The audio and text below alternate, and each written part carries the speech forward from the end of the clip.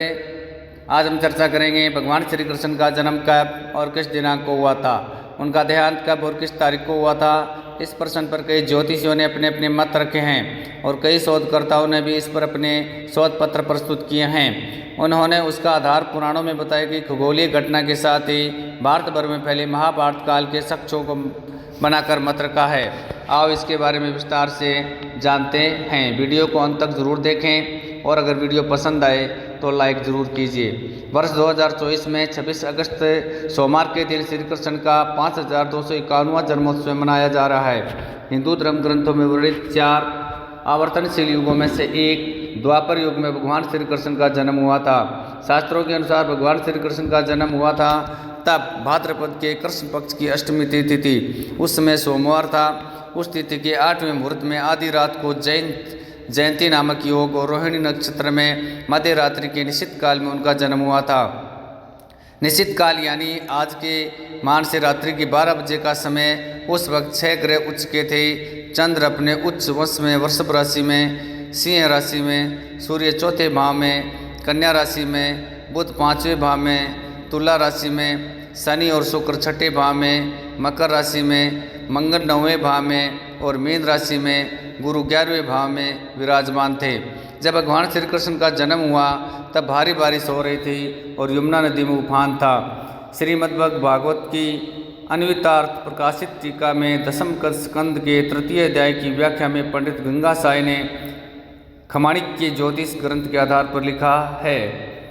उनका मत था, भारतीय ज्योतिष मानते हैं कि भगवान श्री कृष्ण का जन्म 3228 ईस्वी वर्ष पूर्व में हुआ था और उनका बैकुंठ धाम गमन 3102 ईस्वी वर्ष में हुआ था। इस मान से भगवान श्री कृष्ण पृथ्वी लोक पर 125 साल 6 महीने 6 दिन रहे थे। धर्म ग्रंथों में प्राप्त वर्णन तथा ज्योतिष गणना के आधार पर श्री कृष्ण की जन्म तिथि 19 जुलाई 3228 ईसा पूर्व बताई गई है, जबकि उनके देहावसान की तिथि 18 फरवरी 3102 ईसा पूर्व बताई जा रही है। यदि हमारे पास भगवान श्री कृष्ण के जन्म के समय ग्रेगोरियन कैलेंडर होता तो ये ग्रेगोरियन कैलेंडर के अनुसार 23 जून 3227। यदि हम आधी रात के बाद जन्म मानते हैं तो 24 जून 3227 का समय होता है। दृक पंचांग वेबसाइट के पंचांग के डेटा और शोध के अनुसार 19 जुलाई 3228 ईसा पूर्व को मध्य रात्रि में निश्चित काल में अष्टमी तिथि और रोहिणी नक्षत्र दोनों ही थे। मथुरा के प्रख्यात ज्योतिषाचार्य आलोक गुप्ता के अनुसार भी भगवान श्री कृष्ण का अवतरण 3228 ईस्वी वर्ष पूर्व हुआ था।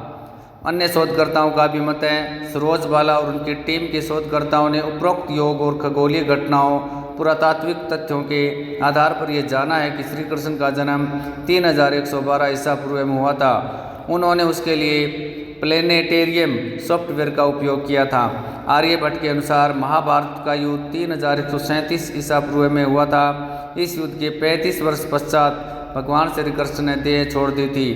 तभी से कलयुग का आरंभ माना जाता है। उनकी मृत्यु एक बहेलिए का तीर लगने से हुई थी।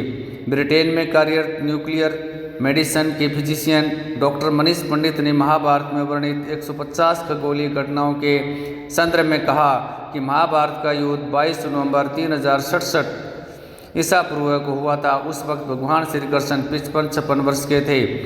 उन्होंने अपनी खोज के लिए टेनेसी के मेफिल यूनिवर्सिटी में फिजिक्स के प्रोफेसर डॉक्टर नरहरि आचार्य द्वारा 2004-05 में किए गए शोध का हवाला दिया। यदि इस शोध को मानते हैं तो श्री कृष्ण की उम्र 91 से 92 की ही होनी चाहिए।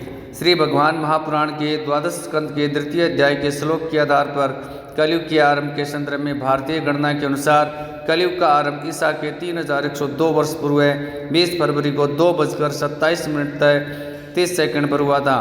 पुराणों में उल्लेखित है कि जब श्री कृष्ण का बैकुंठ धाम में गमन हुआ था तब कलयुग का आगमन हुआ। इस मान से देखा जाए तो श्री कृष्ण का जन्म 4500 से 3102 ईसा पूर्व के बीच माना जा सकता है। उपरोक्त गणना को मोहनजोदड़ो सभ्यता के विषय में 1929 में हुई खोज स्थापित करती है। इतिहासकार अर्नेस्ट जॉन हेनरी मेके द्वारा मोहनजोदड़ो में किए गए उत्खनन में उन्हें एक प्राचीन भित्ति चित्र मिला जिसमें 2 वृक्षों के बीच खड़े एक बच्चे का चित्र बना हुआ था, जो हमें भागवत आदि पुराणों में लिखे कृष्ण द्वारा यमलार्जुन के उद्धार की कथा की ओर संकेत करता है। इसके अनुसार महाभारत का युद्ध 3000 ईसा पूर्व माना जा सकता है। अगर जानकारी अच्छी लगे, अगर वीडियो पसंद आए तो वीडियो को लाइक ज़रूर कीजिए। धन्यवाद।